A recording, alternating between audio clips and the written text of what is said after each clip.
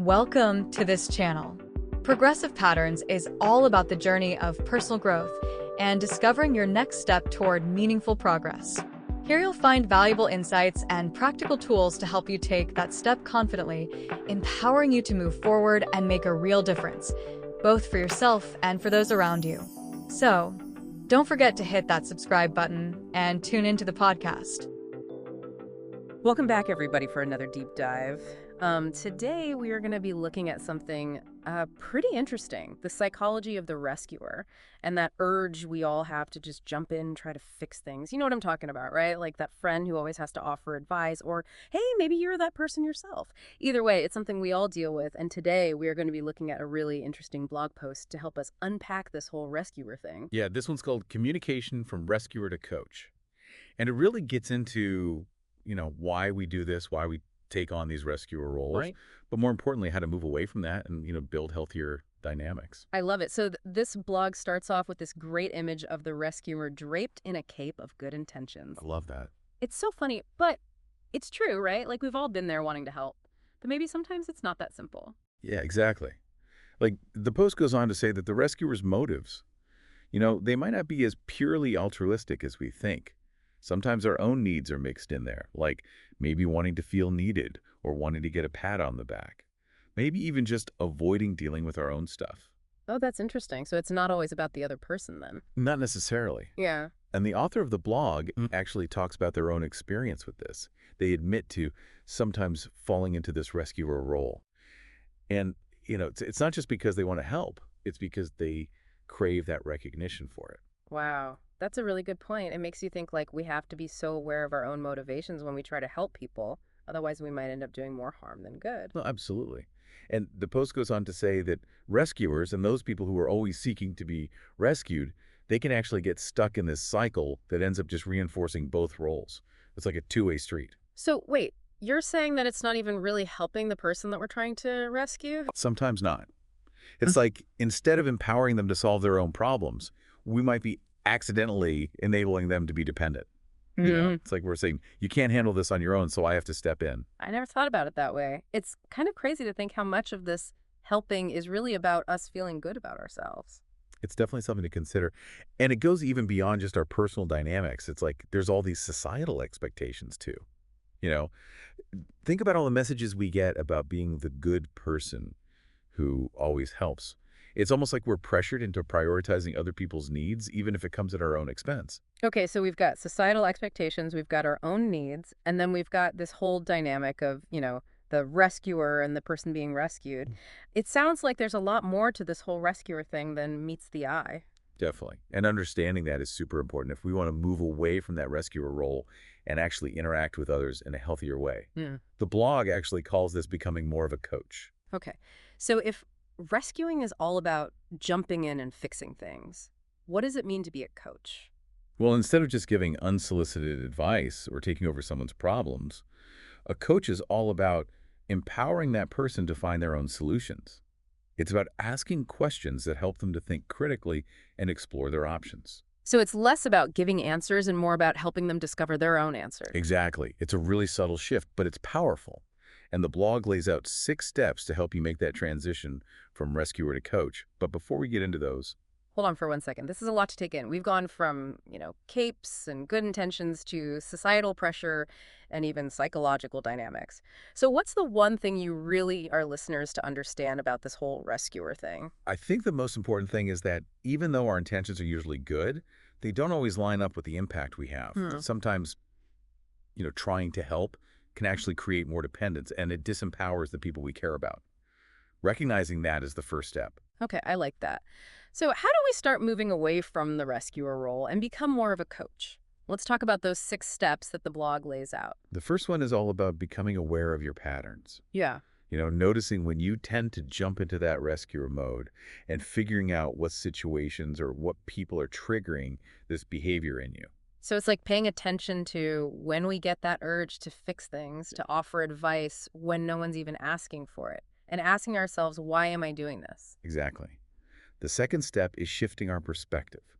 So instead of seeing others as, helpless victims, start seeing them as capable people who are responsible for their own choices. It's like we have to rewire our brains to stop seeing people as damsels in distress and start seeing them as heroes of their own stories. I love that analogy. Hmm. And that leads us right into the third step, which is asking open questions instead of just offering solutions.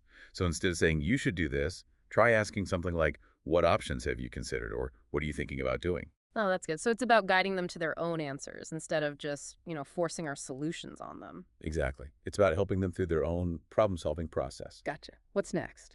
Number 4 is active listening. Really hearing the other person without judgment, without interrupting them, showing empathy and validating their feelings. I think a lot of people underestimate the power of just listening. Sometimes people don't need advice or solutions. They just need to be heard and understood. For sure. Validating their feelings doesn't mean you agree with their choices.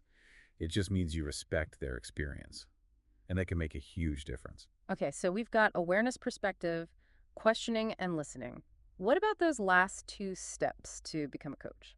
Step 5 is setting boundaries. And this one could be really tough because, you don't want to seem uncaring. But it's about learning when to say no, or setting limits on how much you're going to help.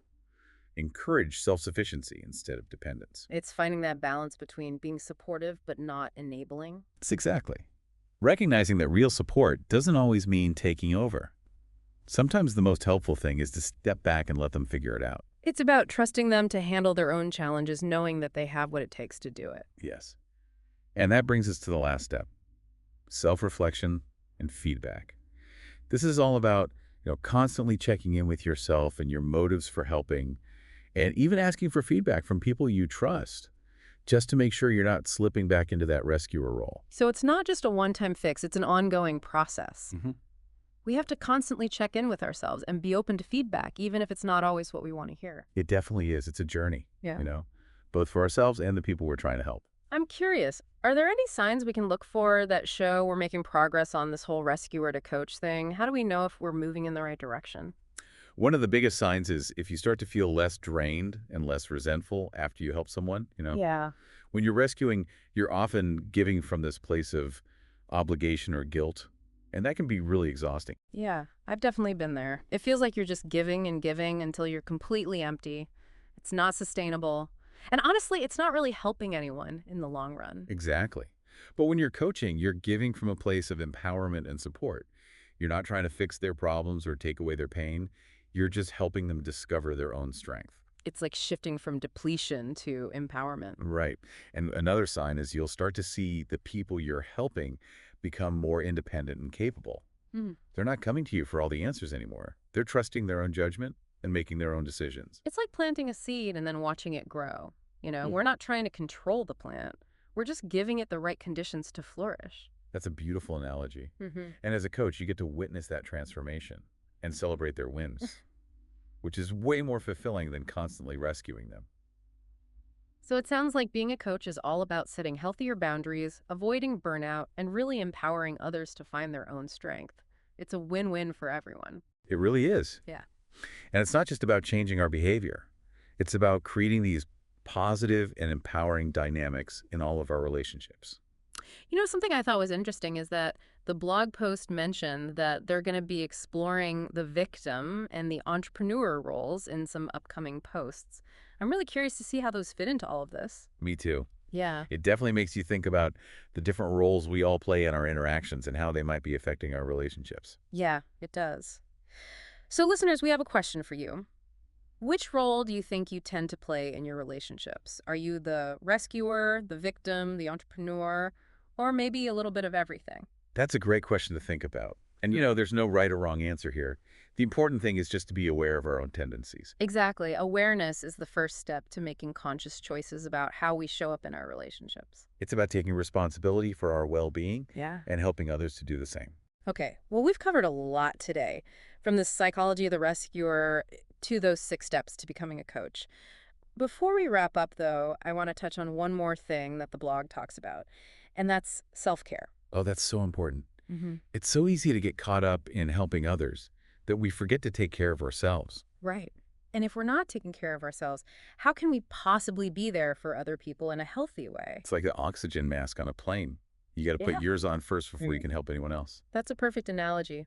So what are some practical things that we can do to make sure we're taking care of ourselves while still being supportive friends, partners, or family members? It's different for everyone. Mm. But some basic things are setting aside some time for yourself, doing things that make you happy, and making sure you're getting enough sleep, exercise, and eating healthy.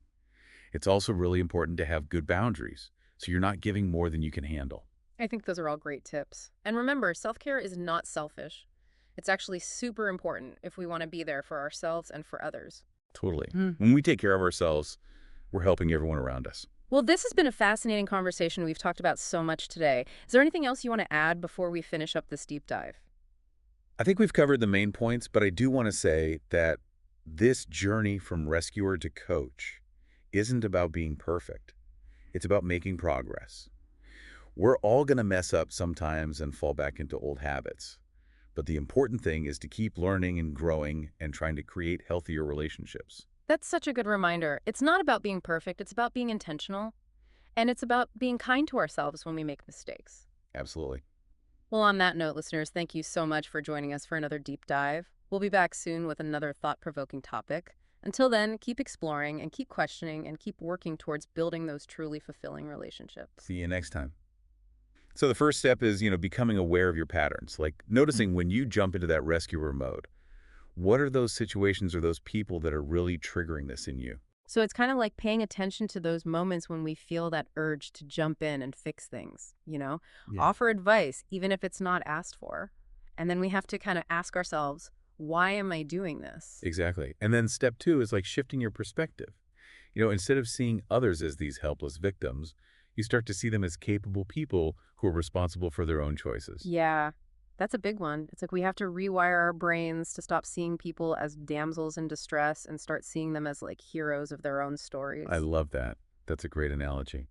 And it leads perfectly into step number three, which is all about asking open questions instead of just giving solutions. So instead of saying, you should do this, try asking, what have you thought about? Or what are your ideas on this? So it's about guiding them towards their own solutions instead of just giving them ours. Exactly. Yeah, it's more about facilitating their own thought process. That makes sense. So what's next? Step number four is active listening. So really hearing the other person without judgment, without interrupting them, showing empathy and validating their feelings. I think a lot of people don't realize how powerful just listening can be. Sometimes people don't need advice or solutions, they just need to feel heard. That's so true. And validating their feelings doesn't mean you agree with their choices. It just means you respect their experience. And that can make a world of difference. Okay, so we've got awareness, perspective, questioning, and listening. What about those last two steps in becoming a coach? Step five is setting boundaries. And this one can be tough because we don't want to seem like we don't care. But it's important to learn to say no sometimes, or to set limits on how much we're going to help. Encourage self-sufficiency instead of dependence. So it's all about finding that balance, between being supportive but not enabling. Yeah, exactly. It's about recognizing that sometimes the most helpful thing you can do is actually step back and let them figure things out on their own. It's about trusting them to handle their own challenges, knowing that they have the strength to do it. Absolutely. And that brings us to the final step, self-reflection and feedback. So this is about, constantly checking in with yourself about why you're helping, and even asking for feedback from people you trust, just to make sure you're not slipping back into those rescuer patterns. So it's not a one-time thing. It's like this ongoing process. We have to keep checking in with ourselves and be open to what others have to say, even if we don't like it all the time. It definitely is a journey for us and the people we are trying to help. So I'm curious, what are some signs that we're actually, making progress with this whole rescuer to coach thing? How do we know if we're on the right track? I think one of the biggest signs is that you start to feel less drained, less resentful after you help someone. When you're coming from that rescuer place, you're often giving out of obligation or guilt, which can be so tiring. Oh, yeah, I've been there.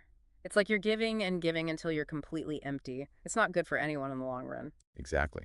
When you're coaching, though, you're coming from a place of empowerment and support. You're not trying to take away their pain or fix all their problems. You're just there to help them find their own strength. So it's like shifting from depletion to empowerment. Exactly. And another sign is that you'll start to see those people you're helping become more independent and capable. They're not always coming to you for all the answers. They're making their own decisions. It's like that analogy of the plant, you plant the seed and then you watch it grow. You're not trying to control the plant. You're just giving it what it needs to thrive. Another great analogy. Yeah. And as a coach, you get to see that growth. You get to celebrate their wins, which is so much more fulfilling than constantly rescuing them. Okay, so it sounds like becoming a coach is all about setting healthier boundaries, avoiding burnout, and empowering others. It's a win-win. Absolutely. Mm. And it's not just about changing our behavior. It's about building these positive and empowering relationships. The blog post mentioned that they're going to talk more about the victim and the entrepreneur roles in some upcoming posts. I'm really curious to see how those fit into all of this. Me too. Yeah. It makes you think about all the different roles we play in our interactions with people. Yeah, it does. So listeners, we have a question for you. What role do you think you tend to play in your relationships? The rescuer, the victim, the entrepreneur, or maybe a little bit of each? That's a great question to consider. There's no right or wrong answer here. The important thing is just to be more aware of our own tendencies. Exactly. Awareness is the first step to choosing how we want to show up in those relationships. It's about taking responsibility for ourselves and empowering others to do the same. Well, we have covered a lot today, from the psychology of the rescuer to the 6 steps to becoming a coach. But before we wrap things up, I want to touch on one more thing that the blog post mentions, and that's self-care.